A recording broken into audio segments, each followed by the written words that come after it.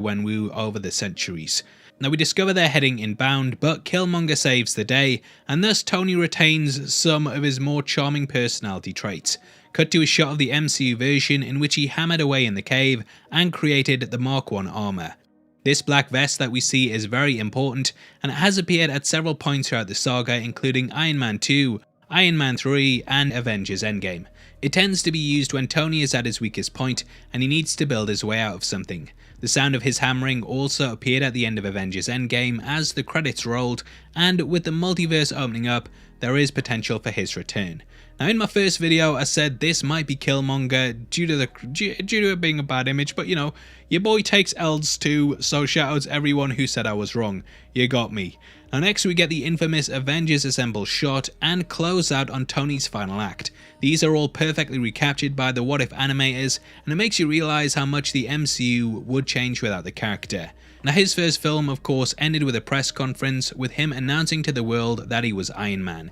Here we see a similar scene, but instead he's announcing to the world that Killmonger is here. With him is Obadiah Stane and also Pepper and Happy.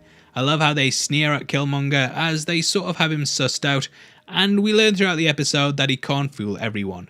Now it turns out that Tony has promoted him to the Chief of Security, and as we know from Iron Man 3, Happy would end up becoming Thor Head of Security, which he remarks was meant to be his job.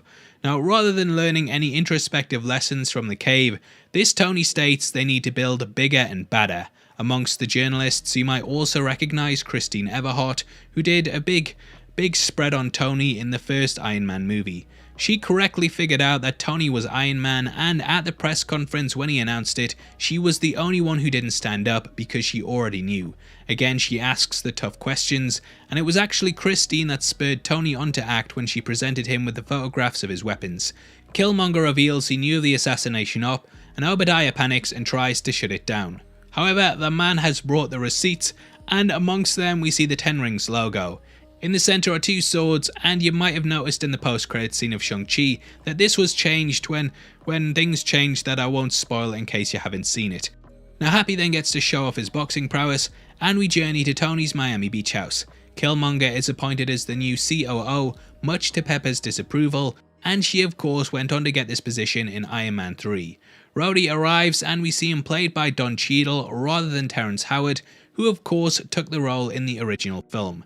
He brings up that Killmonger was from Oakland, which is where we were introduced to the character at the start of Black Panther. They travel into Tony's garage and we see the set of sports cars that he has, including the hot rod on the end, which would go on to inspire the colours of the Iron Man armour. We discover that he's been working on repulsor tech, but rather than being for his suit, it's for a Jericho missile which has been miniaturized into a portable firearm. See women, size does matter. Yeah, sometimes the smaller the better. Now Killmonger brings up his father's catchphrase that peace means having a bigger stick than the other guy, which Tony mentioned during the first Iron Man film. Now as my wife says, sometimes it's better to have a smaller stick, Paul, and we see Dummy come in and grab the gun off him. See, Dummy knows as well. Now Dummy was actually Tony's first invention, and it was a cool bit of comedic relief throughout the Iron Man trilogy. Killmonger says that his father was killed by gang violence, and later we see he kept his ring, but rather than having it on show, he hid it away so that questions wouldn't be asked about it. In Black Panther, he has it on show at all times, but this changing highlights that his mind state has changed, and he's somewhat hidden his motives away in order to infiltrate Wakanda through different means. We never learn whether he actually knows the truth about his father, but due to his actions, I kinda get the feeling that he does. Now he inspires Tony to create a drone army, and as Ivan Vanko said, drone better. Clearly the idea of drones was matched by Vanko, who shared similar technological skills to Tony, and I like this is somewhat a callback to Iron Man 2 to show us where the weapons technology would have gone had Tony not become Iron Man. We see Killmonger's design for this, which looks like it was ripped right out of Gundam, and Tony creates a more efficient bot. Now you might catch that the character is starting to drink more and more, and this idea of Tony being an alcoholic is ripped right out of the pages of Demon in a Bottle. In that, Tony became dependent on alcohol, and though the MCU dealt somewhat with his mental health issues in Iron Man 3, they never out and out painted him out to be an alcoholic. What I appreciate about What If is that even though it's a cartoon, they still go after dark themes, and there's a lot of subtext to Tony constantly ordering drinks. We see him taking the design apart, and the scene massively mirrors him creating the Iron Man suit. They even have an operations test, which feels like it's ripped right out of Tony testing the flight pattern of the Mark II. Jarvis will be put in control of the drones, and this is somewhat this timeline's version of him getting to be in a synthetic body. Tony theorizes building a miniature arc reactor, but he shuts the idea down, and Killmonger ends up using his father's ring, which is made of vibranium. Tony says his father used the last of it during the war, and this was of course to make Cap's shield in the first Avenger. It wasn't really the last of it, but Wakanda hid away their source, and this is why Claw ended up attacking the country so that he could get more. They scan the ring, and this creates a circular mesh that breaks down its elemental structure. Something similar appeared in Iron Man 2 when Tony was creating a new element, and it's sort of like poetry, they rhyme. Now realizing they need more, they reach out to Claw, who is operating out of the salvage yard on the African coast that we first saw pop up in Age of Ultron. It's at this point that the US military start dealing with black market sellers, and this is the type of thing that Tony wanted to avoid in the first Iron Man film. In Age of Ultron, we learn that Claw knew Tony due to the machine's speech patterns, and it turns out Claw has a wealth of vibranium, including not only a Dora Milaje spear, but also several containers of the stuff. At this moment the lights go down, and it's when Black Panther rolls into town, taking everyone out one by one, including Claw's right hand man, who you might recognise from Age of Ultron. This scene, including the flashlights and the firing on T'Challa, feels like it's ripped right out of the opening of Black Panther, and it's such a cool action scene in the middle of the episode. Now it is kind of heartbreaking as well, and Chadwick was of course severely ill at this point, but still pushing through even though every day would have been extremely painful.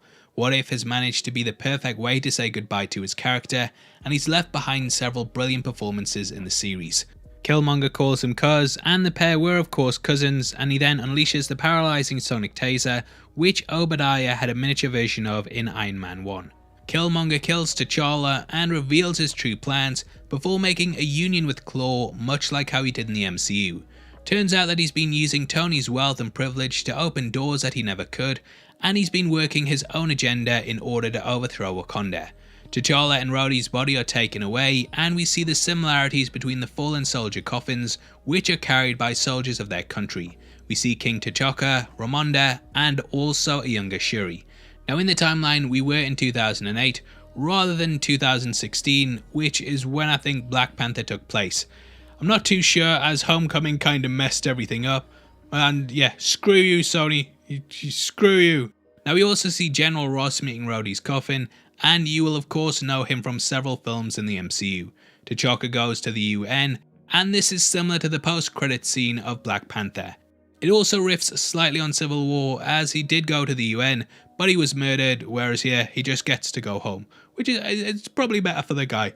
Now it's here that we see Tony has discovered what Killmonger is up to, and he uses the same holographic technology that appeared in Iron Man 3. Killmonger arrives to take him out in his own home, and this was somewhat mirrored in Obadiah, who did the same thing in the first Iron Man film. This time Tony is prepared though, and we watch as he activates his own quote-unquote Iron Man to kill Killmonger. Much in the same way that Tony was able to scan Cap's fight pattern in Civil War, the drone can do the same, but it doesn't prove to be much use. Killmonger says he's gonna have to freestyle it, and his shirt is ripped off, revealing the marks that he made for every confirmed kill. There's actually a lot less here than he had in Black Panther, and this is obviously because it takes place earlier in the timeline than the MCU one. Using the vibranium spear, he impales Tony and does a nice pun about how he didn't want him to make the cut.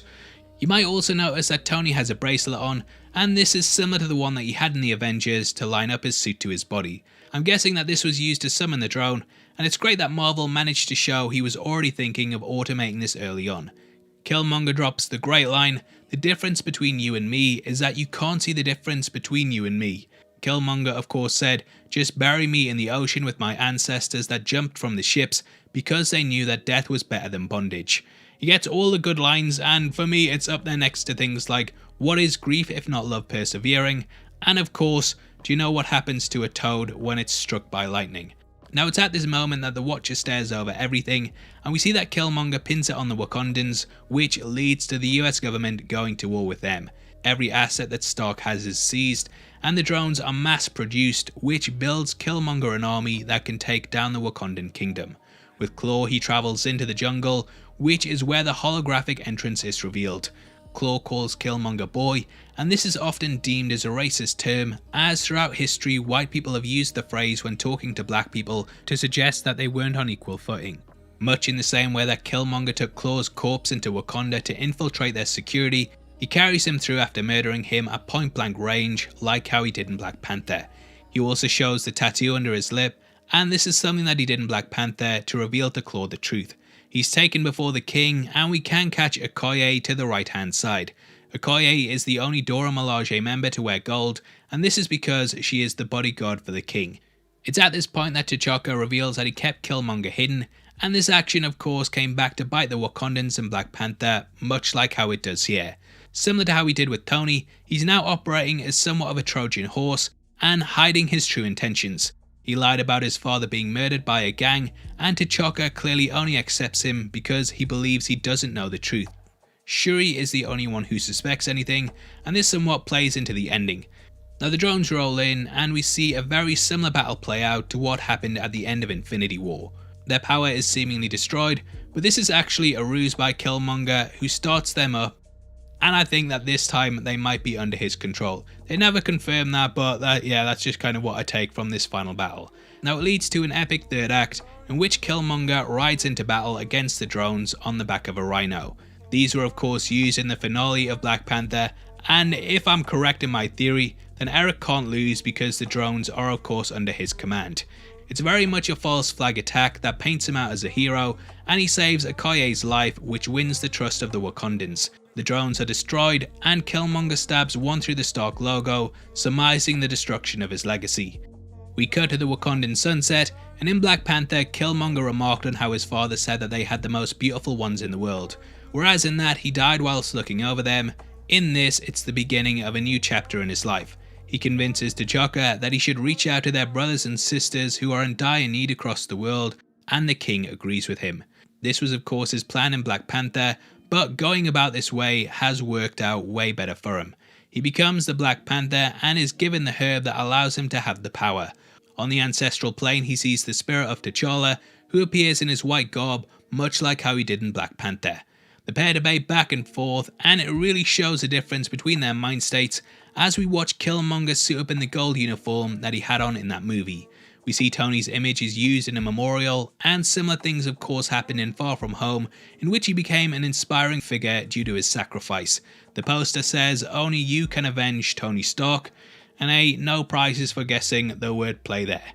Now Pepper sees the folly in attacking Wakanda, and she finds Shuri in her office, who of course suspected that her cousin wasn't all that he seemed to be. Now we know from the teasers for What If that Shuri and Pepper will be working together, so expect to see a continuation of this story at some point in the season. Now if you've been checking out the trailers for What If, then you'll know there's a big Avengers Assemble moment with several of the characters from across the series. Amongst these you can catch Party Thor, T'Challa, Thanora, and lastly Killmonger in his own Black Panther uniform. I think that the series is clearly heading towards a big team up moment that will pull a character from each episode and have them come together in order to face off against one giant threat. We already know from the first look that the strange Supreme version of the Doc will be meeting Captain Carter at some point, and it just makes a lot of sense to have everyone team up to defeat a giant multiversal enemy that could destroy everything. Now there was a big episode list leak when the season first started off that said which episodes had which concept and what order they would be coming in. Last week's was actually listed as being Party Thor, and because this was wrong, I thought that the list might be made up. However, it did state that episode 6 would be the Killmonger one, so bar that episode, it's got everything right. The list stated that the final episode would be an Ultron Infinite one, and judging by the Hyundai commercial, we have a legion of Ultron bots that the heroes are teaming up to destroy. Now again, the list so far has got everything right except the Party Thor one, but that does mean there's potential that it could be wrong. However, judging by everything that's going on around the series, it does seem pretty accurate. Now there are rumours that Disney weren't getting the expected viewership for the series, so after the Doctor Strange one, they moved the zombie episode up to help create some hype. I still think that it's all heading towards a big team up because, well, we've seen the trailers, but whether the Ultron thing is true or not remains to be seen. However, I'd love to see this Killmonger amongst the ranks, as he's such a great character. Marvel are of course known for building their teams up bit by bit, and not only does it look like they're doing that with the Dark Avengers, but also the What If heroes, which I think will work really well. Now as for my thoughts on the episode, as a whole I think this probably ranks amongst the middle of the list for me. Zombies was probably my favourite, with a Doctor Strange episode in a very close second. However, this one was good and I think it's probably better than all the ones below it. I can't believe it's been 6 weeks now and the series has flown by, but I've really enjoyed it. I don't know if I'm going to include everything in my bi-monthly MCU binge, but I do think there are some episodes, this one included, that I'll go back to every time as it worked really well. If Tony's destiny was changed early on, then it has massive ramifications on the MCU, and outside of the zombies episode, this is the one that I really hope gets somewhat of a continuation in the